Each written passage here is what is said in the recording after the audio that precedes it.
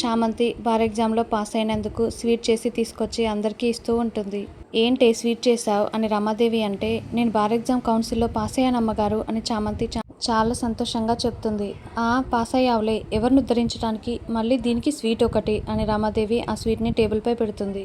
Congrats చామంతి, నువ్వు అనుకున్నది సాధించావు, నీ కష్టానికి ప్రతిఫలం దక్కింది. కంగ్రాట్స్ చామంతి అని హర్ష ఆ స్వీట్ని తిని, స్వీట్ కూడా చాలా బాగుందమ్మా అని రమాదేవి వైపు చూసి, దేనికైనా తినే రాతుండాలి అని హర్ష అంటే, నీకుంది కదా నువ్వు తిను అని రమాదేవి అంటుంది. తింటున్నాను కదా, చామంతిని ఇక నుండి చామంతి ఎల్ఎల్బి అని పిలవాలి అని హర్ష అంటే, అదొక్కటే తక్కువ అని రమాదేవి అంటుంది. తక్కువేముంది, చామంతి ఎల్ఎల్బి అని ఒక బోర్డు కూడా పెట్టుకో అమ్మా. ఆల్ ద బెస్ట్ చామంతి అని హర్ష చెప్తాడు. థ్యాంక్ యూ అయ్యగారు అని చామంతి చెప్పి ఇక అరుణ్ రోజాలకి కూడా స్వీట్ తీసుకోమని ఇస్తుంటే వాళ్ళు తీసుకోకపోవటంతో ఇక చామంతి అక్కడ నుండి వెళ్ళిపోతుంది. దీంతో ఇప్పటికే నాకు ఇంట్లో ప్రాబ్లమ్స్ ఉన్నాయి, ఇది లాయర్ అయిందంటే ఇంకా ప్రాబ్లమ్స్ ఎక్కువైతాయి. ఇది తీసుకున్న లా సర్టిఫికెట్ ఎందుకు పనికి రాకుండా చేయాలి, ఇది పని మనిషిలాగే ఉండాలి, ఎట్నుంచి నరుకు రావాలో అట్నుండే వస్తా అని రోజా అనుకుంటూ ఉంటుంది.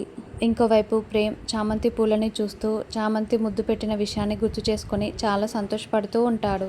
అప్పుడే బాబుగారు అంటూ చామంతి స్వీట్ తీసుకొని వస్తుంది.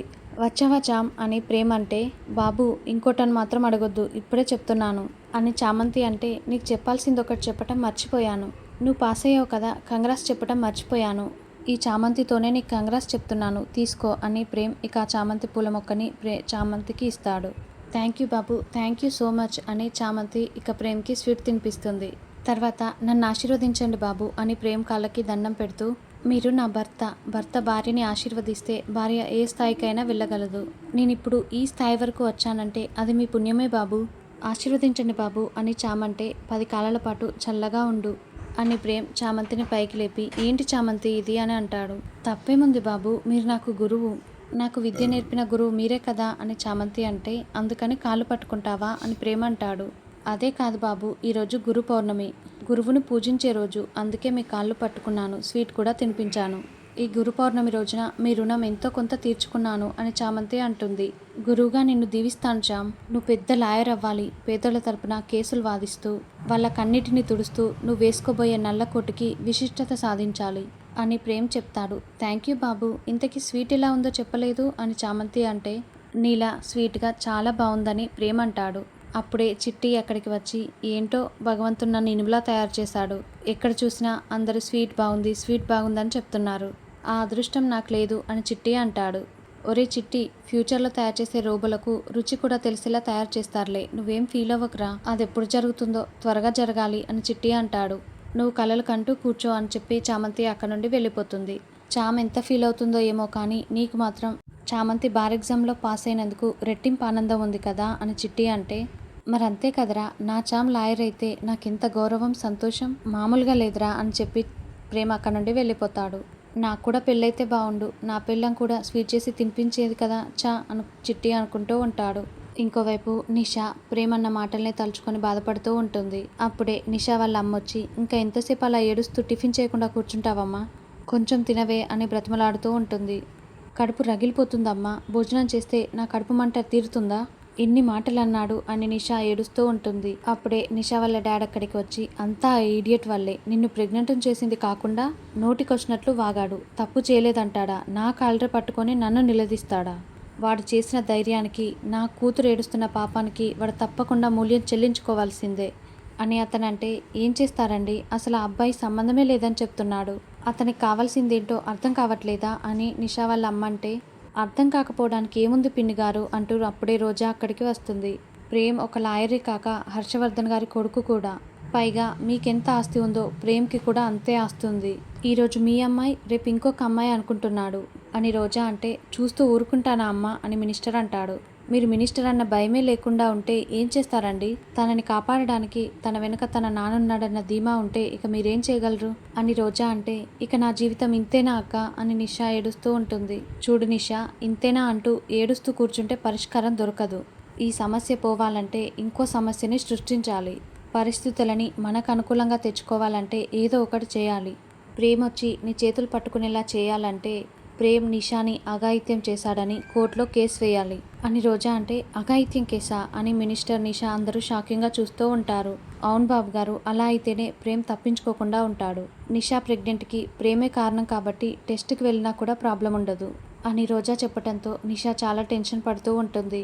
నువ్వు చెప్పింది కరెక్టే, కానీ ఒకవేళ అలా కేసు వేస్తే ప్రేమ్ ఒకవేళ రివర్స్ అవుతాడేమో అని మినిస్టర్ అంటే, అవనివ్వండి, అయితే ఏం చేస్తాడు? ఇప్పుడు మాత్రం నిషానేమైనా పెళ్లి చేసుకుంటానంటున్నాడా? ఇలా చేస్తే అప్పుడే ప్రేమ్ మీ అమ్మాయిని పెళ్లి చేసుకుంటానని కాళ్ళ బేరానికి వస్తాడు. తన లాయర్ తెలివితేటలు కూడా ఈ కేసులో పనిచేయవు. ఇది వర్కౌట్ అవుతుంది బాబాయ్ గారు. జైల్లో ఊచలు లెక్క పెట్టాల్సి వస్తుందన్న భయంతో తన తప్పుని తనే ఒప్పుకుంటాడు. నిషాని పెళ్లి చేసుకుంటాడు. ఇక మీరేం ఆలోచించకండి బాబాయ్ గారు అని రోజా అంటే, నేను ఆలోచిస్తుంది రమాదేవి చెల్లెమ్మ గురించి అని మినిస్టర్ అంటాడు. బాబాయ్ గారు, మీరు అత్తయ్య గురించి ఆలోచించడం మానేసి హర్షవర్ధన్ మామయ్య గురించి ఆలోచించండి. ప్రేమ్ని దారిలోకి తీసుకురావటం ఎంత ముఖ్యమో మా మామయ్యని మీ దారిలోకి తీసుకురావటం కూడా అంతే ముఖ్యం. వాళ్ళలా మన దారిలోకి రావాలంటే ప్రేమ్ మీద అఘాయిత్యం కేసు వేయాల్సిందే. అందుకే మీరు మంచి లాయర్ను పెట్టి కోర్టులో కేసు వేయండి అని రోజా చెప్తుంది. ఓకే అమ్మ, ధర్మేంద్ర అని ఒక సీనియర్ లాయర్ ఉన్నాడు. అతను ఇప్పటి వరకు ఏ కేసు కూడా ఓడిపోలేదు. అతన్నే పెడతాను, నోటీస్ పంపిస్తానని మినిస్టర్ అంటే, పంపించండి బాబాయ్ గారు. అప్పుడే ప్రేమ్ పొగరు తగ్గుతుంది. నిషా బాధ కూడా తీరిపోతుంది అని రోజా అంటుంది. ఏంటిది, మీరు ప్రేమే నన్ను ప్రెగ్నెంట్ చేశాడనుకొని అఘాయిత్యం కేసు అంటున్నారు. కానీ ప్రేమ్ కాదని నాకు తెలుసు కదా. ఈ కేసు స్ట్రాంగ్గా ఉండాలంటే ఈలోపు నేను ఫేక్ సాక్ష్యాన్ని సంపాదించాలి. ఈ కేసుతో ఎలాగైనా ప్రేమ్ చేత 3 ముళ్ళు వేయించుకోవాలి అని నిషా అనుకుంటూ ఉంటుంది. ఇంకోవైపు గుళ్ళో పంతులు గారు గురు పౌర్ణమి సందర్భంగా వ్యాస మహర్షికి పూజ చేస్తూ ఉంటాడు. అప్పుడే చామంతి అక్కడికి వచ్చి, ఏం పూజ చేస్తున్నారు పంతులు గారు అని అడగగానే, ఈరోజు గురు పౌర్ణిమ కదమ్మా. గురు పౌర్ణిమ అనేది వ్యాస మహర్షికి ఇవ్వబడింది కదా. ఆయన మనకి వేదాలను అందించాడు. అందుకే ఆయన్ని వేదవ్యాసుడిగా పిలవటం ప్రారంభించారు. కాబట్టి ఆయన గురువులకే గురువు అని పంతులు గారు చెప్తుంటే, అవును శర్మ గారు, మహాభారతం లాంటి ఒక మహోన్నతమైన గ్రంథాన్ని మనకు అందించారు. ఏది ధర్మమో ఏది అధర్మమో ఆ మహాభారతం ద్వారా మనకి తెలియజెప్పి మనల్ని ధర్మం వైపుకు నడిపించారు అని చామంతి చెప్తుంటే, అందుకేనమ్మా అంతటి మహానుభావునికి గురు పౌర్ణమి రోజున పూజ చేస్తున్నాను అని పంతులు గారు ఇక పూజ జరిపించి తర్వాత అందరికీ హారతి ఇస్తాడు. ఏంటి చామంతి, మొహం కలకల్లాడిపోతుంది, ఏదైనా శుభవార్తనా అని పంతులు గారు అంటే, అవును శర్మ గారు, నేను బార్ ఎగ్జామ్ పాస్ అయ్యాను అని చామంతి చెప్తే, చాలా సంతోషం తల్లి, గురు పౌర్ణమి రోజున అద్భుతమైన మాట చెప్పావు అని శర్మ గారు అంటారు. నన్ను ఆశీర్వదించండి శర్మ గారు అని చామంతి ఇక అతని కాళ్ళకి దండం పెట్టుకుంటుంది. చామంతి, నీ ఆఖరి పూజ ఆషాఢమాసం అయిపోయిన తర్వాత శ్రావణ మాసం మొదటి శుక్రవారం ప్రారంభమవుతుంది, గుర్తుపెట్టుకో అమ్మా అని శర్మ గారు చెప్తారు. తర్వాత చంద్రిక హర్షకి టాబ్లెట్స్ వేస్తూ ఉంటుంది.